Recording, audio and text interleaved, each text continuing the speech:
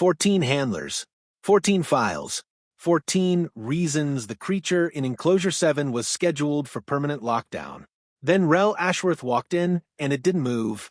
If you love stories where one person breaks a pattern nobody else could explain, subscribe now, because what happens in the next 10 minutes will change how you think about fear itself. The report on Director Voss's desk was 3 inches thick, and every page said the same thing in different words. Do not approach. 14 handlers, Voss said, not looking up as Rell stepped into his office. 14 of the most experienced xenofauna specialists this facility has ever employed. 12 hospitalized, 2 dead, all of them within the first 90 seconds of entering that enclosure. I read the file, Rell said. Then you understand why I'm not authorizing a 15th attempt. You called me in for this assignment personally, Rell said. That wasn't an accident. Voss finally looked up, and for the first time, Rell saw something underneath his director's composure that looked almost like desperation. Because I'm out of options, and because your service record says you don't panic. But I need you to understand what's waiting in that enclosure isn't an animal having a bad day. It's a Threxian Warden, apex tier, bred for planetary defense, strong enough to tear through reinforced alloy like wet paper. And it has attacked every single living thing that has entered its space in the last 4 years. Every single thing, Rell repeated slowly. No exceptions? Voss hesitated. That hesitation told Rell everything. There was one, he admitted, a junior tech 3 years ago, wandered into a restricted section during a power outage. Enclosure locks failed for 6 minutes. And she walked out without a scratch? Voss's jaw tightened. We never figured out why.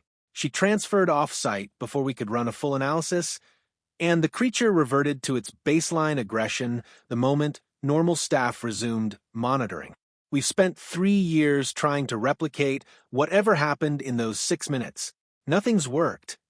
Rell felt something settle in her chest, not fear, but a strange, quiet certainty she couldn't yet explain. You think I can replicate it? I think, Voss said carefully, that your psych evaluation flagged something unusual.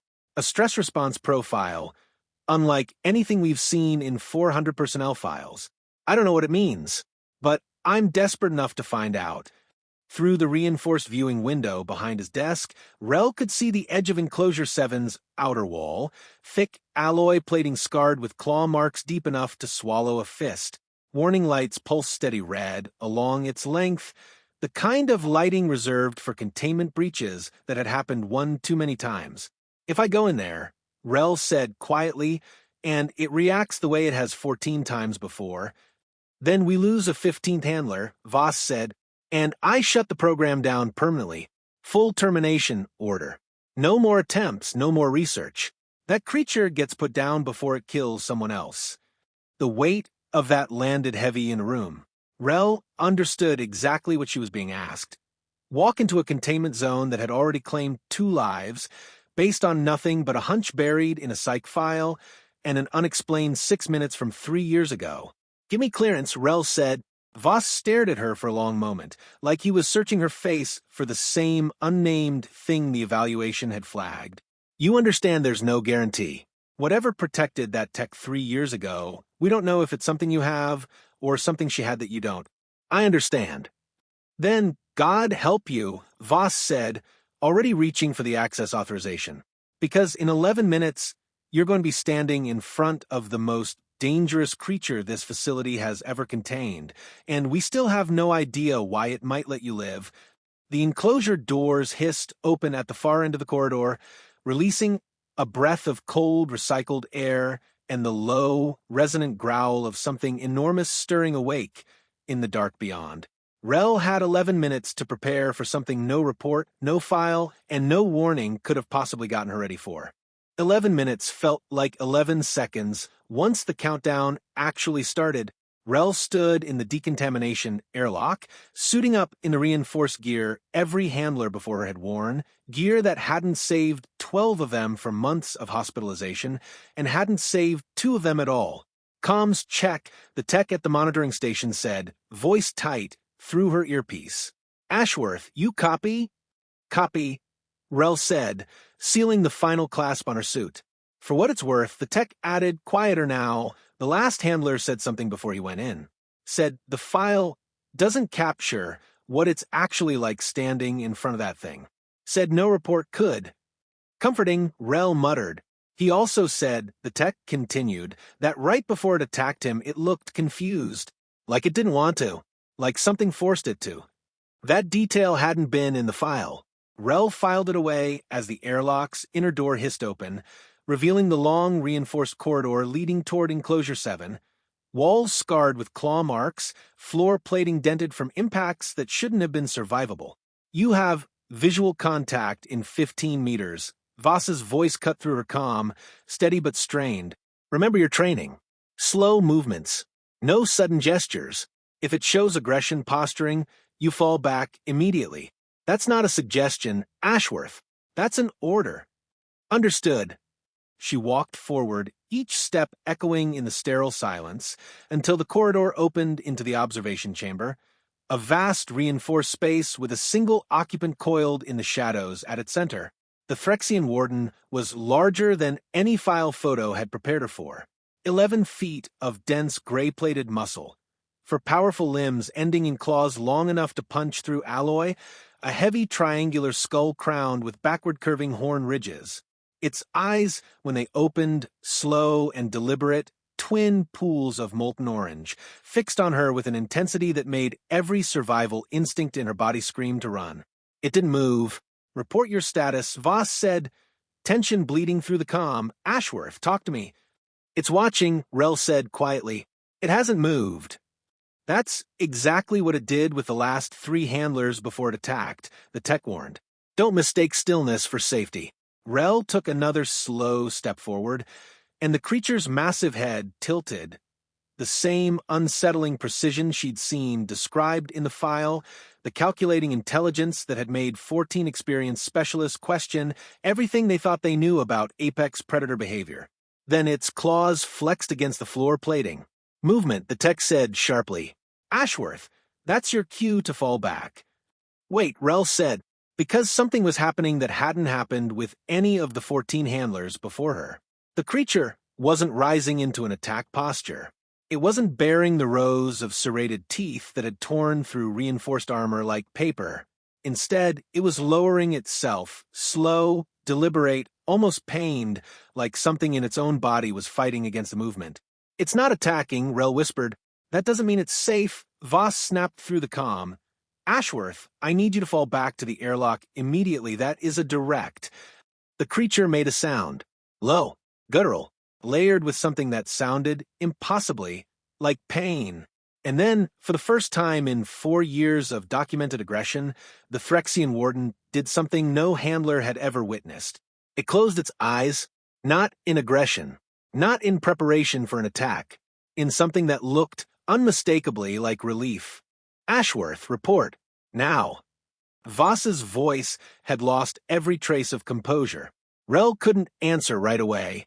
She was too busy watching something that shouldn't have been possible. 11 feet of apex predator, the same creature that had hospitalized 12 people and killed 2, lying still on the enclosure floor with its eyes closed, breathing slow and steady, no trace of aggression in its massive frame. It's calm, she finally said. It's just calm. That's not in any behavioral pattern we've recorded. The tech's voice crackled, disbelief evident. Ashworth, I need you to back away slowly regardless. We don't have a baseline for this. We don't know what triggers the shift. If I leave now, Rell said quietly, we lose whatever this is, just like you lost it 3 years ago with the tech, who walked out unharmed. Silence on the comm, then Voss quieter. You have 5 more minutes.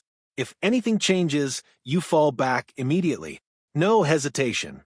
Rell took another step closer, close enough now to see the fine details the file's photos had never captured. The way the creature's gray plating shifted color slightly with its breathing, almost like it was bioluminescent beneath the surface. The way old scars crossed its limbs, not from fighting handlers, but from something older. Something that had happened long before it arrived at this facility. What happened to you? She murmured, not really expecting an answer. The creature's eyes opened. Rell froze, every instinct screaming at her to retreat, but something in that molten orange gaze held her in place, not threat, but recognition. Like it was searching her face for something specific, something it had been looking for across 14 failed encounters. Then it made a sound different from anything in the facility's 4 years of audio logs. Not a growl, not a warning. Something rhythmic, almost musical, that made the monitoring equipment behind Rell erupt into confused alerts. Vocal pattern unrecognized, the tech said, voice sharp with shock. Ashworth, that's not aggression posturing, that's, wait, we're getting a partial translation match. Give us a second. The facility's ancient translator, rarely used because the creature had never vocalized anything coherent enough to process, crackled weakly to life. Pain stopped. Rell's breath caught. It said something. We heard it too, Voss said, and for the first time, his voice carried something other than caution. Ashworth, ask it something. Anything. We need more data. Rell knelt slowly, lowering herself to something closer to the creature's eye level despite every protocol screaming against it. What pain? She asked softly. What stopped? The creature's massive head shifted, and one clawed hand, a hand capable of tearing through reinforced alloy, moved with agonizing slowness toward her, stopping just short of contact. Rell didn't pull away. Others, hurt me first, the translator crackled, broken but unmistakable. You did not. The observation room went utterly silent. It's not attacking handlers out of aggression, Rell realized, horror creeping into her voice as the pieces fell into place.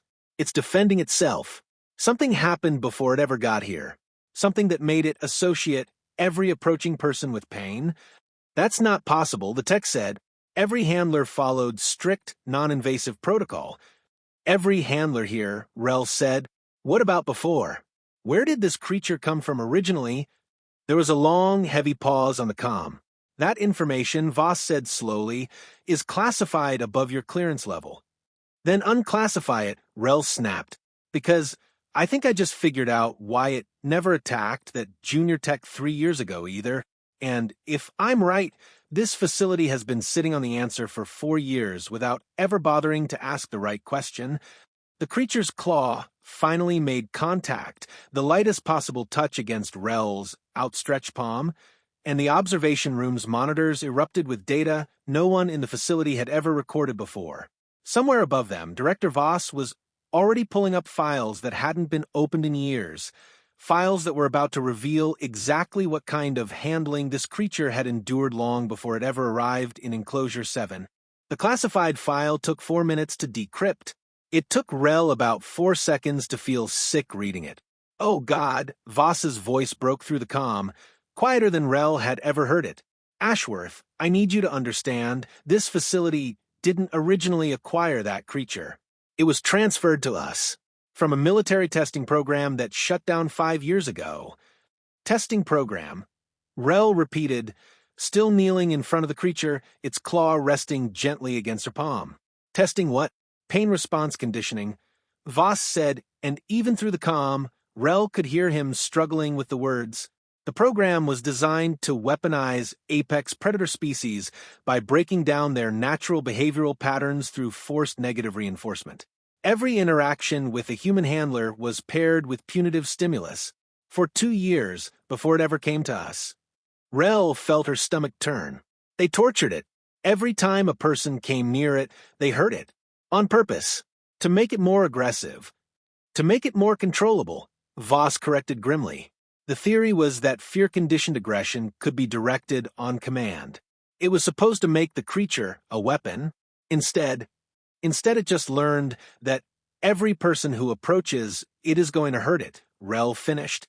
So it attacks first. Every time. Except, she looked down at the creature, whose molten orange eyes hadn't left her face, whose claw remained pressed so gently against her palm that she could barely feel its weight. Except when someone doesn't fit the pattern, she said slowly. The junior tech 3 years ago. Me now. What's different? There was a long pause before Voss answered. And when he did, his voice carried a weight that told Rell the answer mattered more than anything else in this entire investigation. I pulled her psych evaluation to compare against yours, he said. The same anomaly flagged in your file was flagged in hers 3 years ago. A stress response profile that doesn't spike under threat. Where most people's biometrics show fear escalation when approaching danger, he paused. Yours reads almost flat. Controlled. Like your body doesn't process the encounter as a threat at all. You're saying it can sense that, Rell said, understanding dawning cold and heavy. It's been conditioned to expect fear response before pain. Every handler who approached it was afraid, and that fear triggered the same pattern the testing program used. But if someone approaches without that fear response, it doesn't recognize the pattern, Voss finished. It doesn't expect the pain, so it doesn't attack first. Rell looked down at the creature. This massive, scarred, apex predator that facility reports had called uncontrollable, unpredictable, too dangerous to rehabilitate, and felt something shift in her chest that had nothing to do with fear at all. It's not a killing machine, she said quietly. It's a survivor. Every attack, every hospitalized handler, every death, that was 2 years of torture talking, not 4 years of malice. That doesn't change the fact that 2 people died, Voss said, though his voice had lost its earlier hardness. I have a board meeting in 6 hours where I have to explain why this program hasn't been terminated yet. This discovery is significant, Ashworth, but it's not going to be enough to save that creature unless we can prove the pattern can actually be broken. Permanently, not just in a 6-minute anomaly, and not just for the length of one encounter. Rell felt the weight of that settle over her. Then let me stay, she said. Not just for this session. Let me work with it directly, prove the conditioning can be undone. Ashworth, that's an enormous risk. It's already trusting me, Rell said, watching as the creature's claw shifted slightly, curling with impossible gentleness around the edge of her hand. Give me time, and I think I can prove this facility has been wrong about it since the day it arrived. The silence on the comm stretched long enough that Rell started to wonder if Voss had already made up his mind to refuse. Then, you have until the board meeting. 6 hours. Prove this isn't a fluke, Ashworth, or I lose the only argument I have left to keep that creature alive. Behind her, the creature let out a low sound. Not the pained rasp from before, but something warmer. Something that, for the first time in 4 years, sounded almost like trust. 6 hours to undo 2 years of engineered trauma. Rell didn't sleep, didn't eat, didn't leave the enclosure once. You don't have to keep proving anything to me, she murmured to the creature during the 3rd hour, sitting cross-legged on the enclosure floor, just outside its reach, close enough to matter, far enough to respect whatever boundary it still needed. I already believe you. The creature, she'd started calling it Kess, a name that had surfaced in her mind without explanation and simply felt right, watched her with steady molten eyes, its massive body relaxed in a way the facility's 4 years of footage had never once captured. Biometrics are stable, the tech reported quietly through her earpiece. No aggression markers. No stress indicators. Ashworth, whatever you're doing, it's working. I'm not doing anything, Rell said. I'm just not afraid of it. That's the whole trick. That's not a trick anyone else can replicate, the tech said. That's just who you are. By the 5th hour, something remarkable happened. The kind of moment that would end up in every training manual this facility produced for the next decade. A second handler, one of the facility's junior staff, approached the enclosure at Rell's request, visibly terrified despite every reassurance. Kess's body tensed immediately, claws flexing, the old pattern threatening to reassert itself. Don't force it, Rell said quickly, moving between them without hesitation. Kess, it's okay. He's not going to hurt you. The words hung strange in the air, reassuring a 7-ton apex predator about a human's intentions rather than the other way around. But Kess's tension eased. Slowly, incrementally, not because the fear disappeared from the room, but because Rell's own steady presence seemed to interrupt the pattern before it could fully take hold. It's not that it doesn't sense fear anymore, Rell realized aloud, watching the creature settle. It's that it's learning fear doesn't automatically mean pain is coming. That's not instinct anymore. That's trust being rebuilt, one encounter at a time. When Director Voss walked into the observation chamber for the 6th-hour deadline, flanked by 2 board members whose expressions promised nothing good, he stopped dead at the sight, waiting for him. Rell sat beside Cass, one hand resting against its massive foreleg, while a second handler stood nearby, nervous but unharmed and closer to the creature than any staff member besides Rell had ever safely gotten in 4 years. This is... One of the board members started, staring at the readouts on the nearby monitor. This isn't possible. For years of documented aggression, and this is what happens when you stop treating trauma like a malfunction, Rell said, rising slowly to her feet, Kess's eyes tracking her every movement with quiet calm. This creature was never a killing machine. It was a survivor of a program this facility inherited and never bothered to properly understand. Every attack, every hospitalized handler, that wasn't malice. That was fear, weaponized by people who saw it as a tool instead of something that could still feel pain.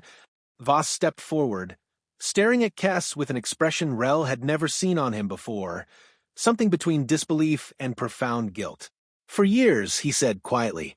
For years, and nobody thought to ask why. Because it's easier to call something a monster than to admit you might be part of why it became one, Rell said. The board meeting that followed lasted 3 hours. Rell wasn't in the room for most of it, choosing instead to stay with Cass, whose steady presence had become, impossibly, the calmest place in the entire facility. When Voss finally returned, his expression told her everything before he even spoke. Termination order rescinded, he said, permanently. Full behavioral rehabilitation program approved, with you as lead handler if you're willing to stay. Rell looked down at Cass, whose massive head tilted toward her with the same quiet recognition it had shown since the very first moment in that enclosure, the moment 14 failed handlers had never gotten to experience. I'm not going anywhere, she said softly. Cass made a sound then, low, resonant, warm. The same sound that had first convinced the facility's ancient translator to work after years of silence. This time, the words came through clear and unbroken. Family, it said, stay. Outside the enclosure, the facility's 4-year nightmare quietly closed its final chapter. Not with a termination order, not with another hospitalized handler, but with the simple, undeniable proof that the most dangerous thing in that building had never been the creature at all. It had been every person before Rell who never stopped to ask why.